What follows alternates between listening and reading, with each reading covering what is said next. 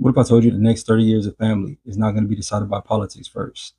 It won't be decided by money first. It won't be decided by school first. It'll be decided by what goes on inside the home, sitting at the table, in the conversations that you don't post, in the way that a father looks at his son, in the way that his son looks at his father, in the way that a mother carries the weight of everything and all things that are going on, in the way that an elder passes it down wisdom.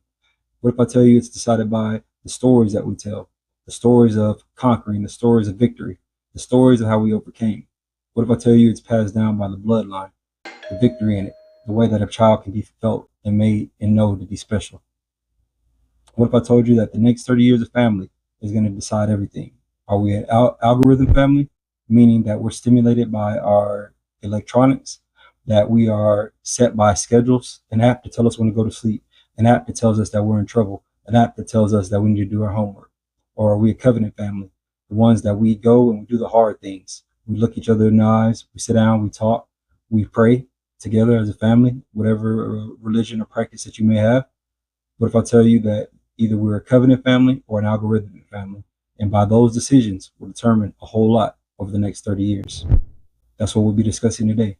Are you an algorithmic family, meaning that you're relying upon AI? Because AI cannot teach you on things such as identity. It can give you knowledge, but it can't give you identity. AI can give you stimulation, but it cannot give you comfort. AI can give you a plethora of knowledge, news, and ideas, but AI cannot give you soul. It cannot give you spirit. AI cannot give you things that the covenant family can.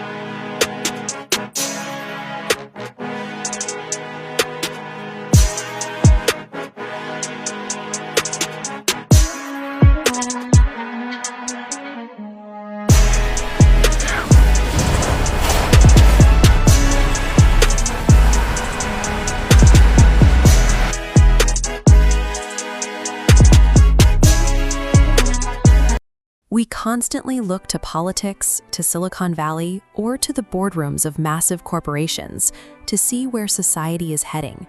But the actual trajectory of the next 30 years will be decided right here, inside the home. For decades, we have operated as if massive institutions provide the stability that drives culture, but those institutions are fracturing. Public trust in government is at near historic lows, and traditional safety nets are pulling apart. The weight of that collapse is falling directly onto households. The entry cost of adulthood has skyrocketed.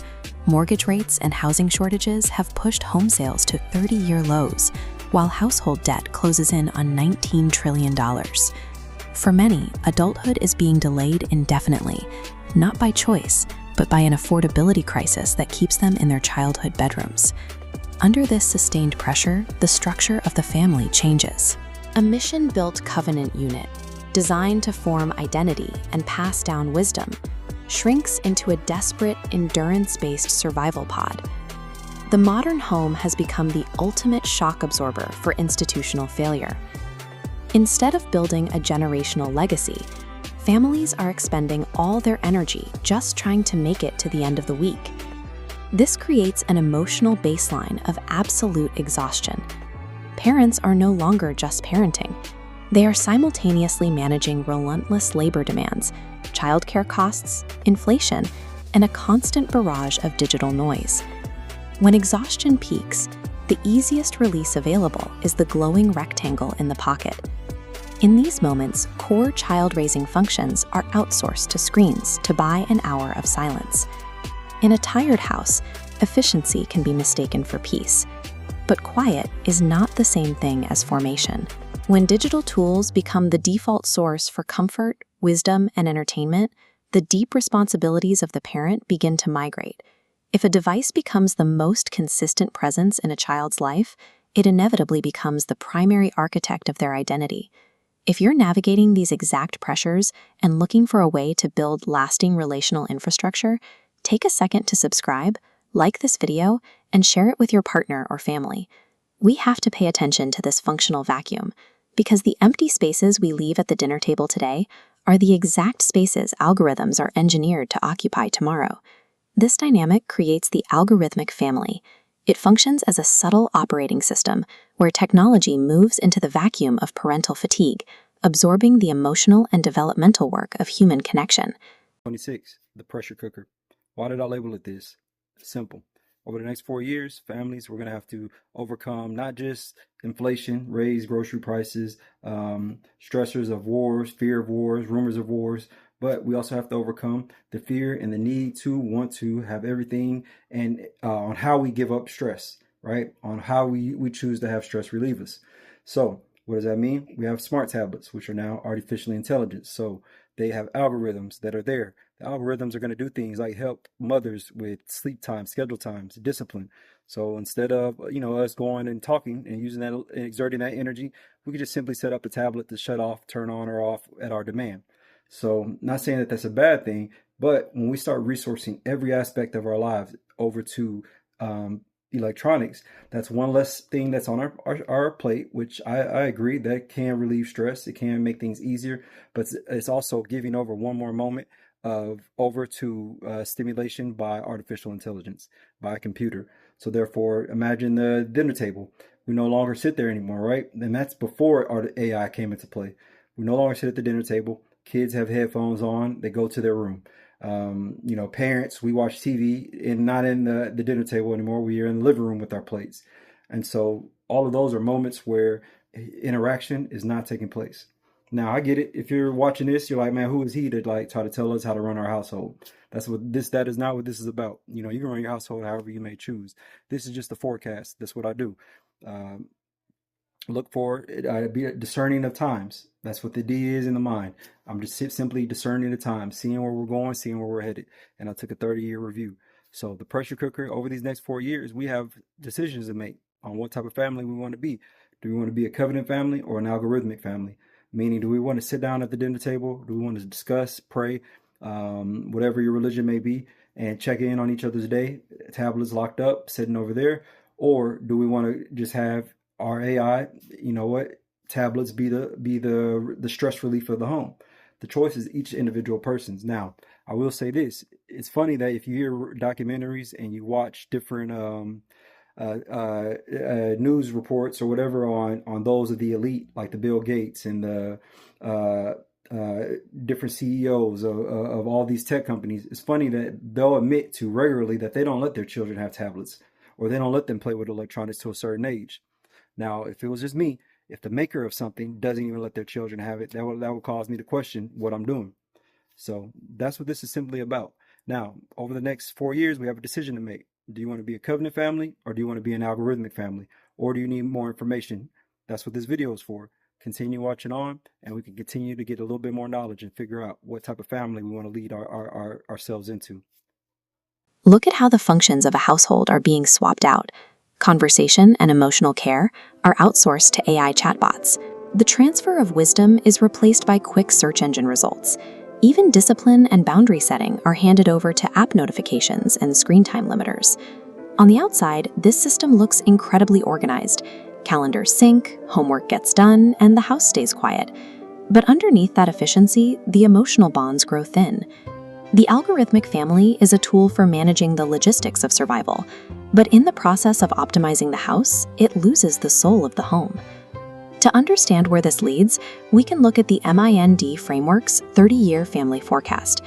This projection maps out the structural changes heading for the home between now and 2056. We are currently entering the pressure cooker phase of the late 2020s. This is the inflection point where artificial intelligence shifts from a search tool to an identity-shaping companion. By the 2030s, we enter the era of the renegotiated family. Marriage and children will become highly calculated choices. Couples will negotiate finances, caregiving roles, and personal boundaries with precision, yet often neglect to establish a sacred covenant. The home begins to function like a mutually beneficial contract. This leads to a crisis known as the ritual gap. Children will grow up with ingrained digital rhythms, waking up and immediately consuming content, but they will lack sacred rhythms, like shared meals, collective prayer, or intergenerational storytelling. Nature hates a vacuum. If a home fails to establish intentional practices, the algorithm will dictate a child's daily rhythm long before the family gives them a ritual. Moving into the 2040s, the aging population will trigger the great wealth transfer, tens of trillions of dollars moving between generations. At the same time, Gen X and millennials will face a massive simultaneous burden of elder care and supporting their own adult children. Financial capital acts as a magnifying glass. When assets are finally divided, the process will expose everything that was ignored for decades. Unhealed relational wounds, absent parents, and generational traumas will rise to the surface. By 2050, we will see a formal split in the family model. One group will collapse into algorithmic households, highly connected to the network but isolated from each other. The other group will experience a renaissance, actively rebuilding deep intergenerational bonds. The ultimate warning is clear. Passing down wealth without passing down the wisdom to manage it turns a family inheritance into open warfare. The alternative to the algorithmic slide is the covenant operating system. This is a redeemed, intentional structure built on active presence, truth, and mutual responsibility. Covenant families do not necessarily ban technology. They demote it. They use digital tools for logistics, but refuse to let those tools act as the shepherd or the primary source of identity in the home. To fight back, these families establish specific analog practices. They set strict digital boundaries, they bring grandparents back into the fold to honor elder wisdom, and they execute discipline as a form of loving direction. These analog practices act as defensive walls. They protect a child's developing identity against the immersion and isolation tactics of the digital world. The Covenant OS shifts the home from a residence of convenience into a deliberate center for human formation. There is a functional difference between our modern tools. Platforms are built to maximize reach, but a table is built to maximize depth. Because platforms only broadcast information, they cannot replace the friction of human relationship. The ultimate act of cultural rebellion is to sit at a table, put the phones away, and do the hard work of relational repair. We have to decide who is truly raising the next generation. We can outsource that responsibility to an interface, or take it back. The next 30 years will not be won by the smartest home, but the sacred home. Algorithms can predict human behavior, but only a covenant can form human identity. All right, so covenant family, algorithmic family, where are we at right now? Let's close it with this. I'm gonna take it to the Bible, right? Because that is why I love, the word, because it states that there's nothing new under the sun. So although all this technology is here, all of this family dynamics are going on. There are a lot of psychological, clinical words that I could look up and read and use, but it don't matter because all I got to do is go to the word. Now that part I do appreciate God for giving me an understanding on. Let's take it to the Tower of Babel. What had happened with them? Everybody was able to speak with the same language, right? Everybody was able to have the same understanding. So look at that. Look at AI, right? I can speak in any language that I want to. I can have it translated. I can have the time zones. We can all link on the same little video right here. Various time zones, so I'll be watching the same video. So all on one accord. But what was Babel's deal? They were trying to take down heaven. There was no regard to heaven at all. They were just there to just conquer stuff. Same thing with AI. If we just let things go and let it be how it is, what's the agenda? What's the reasoning behind it? What is the goal? What is it to do? Exactly. It doesn't have family as its number one priority. That's not what everybody's thinking. We're all trying to arm up to leave this planet type stuff. Take down heaven. That's the road that we're on. And what did God do? He sent confusion to destroy it.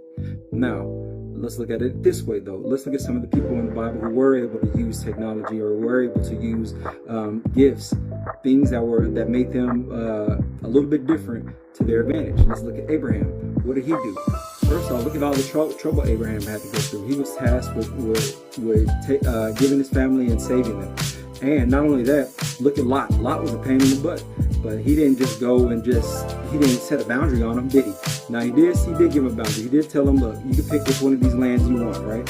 And Lot picked the one that looked the best. Now he still messed with them though, because Lot got captured, and he still rode for him and went to get him. He never left his family, and that's something family needs to learn this day and age, right? We're so quick to cut people off. My boundary, and I'm doing this wall. But look at Abraham. He was following God's mission to protect his family. So he didn't just let Lot just go out there. Every time Lot had something go down, he went and rode for him. Now, to his default. Look at Jesus, though, too. Where did Jesus win people over the most? He won people over by breaking bread with them. Where? At their dinner table. Where was the Last Supper? At a table. Where did Jesus sit with sinners at? At tables. He ate with them. He drank with them. He sat with them at a table. So don't discredit the power that you have within your home by getting the family together and sitting at a table.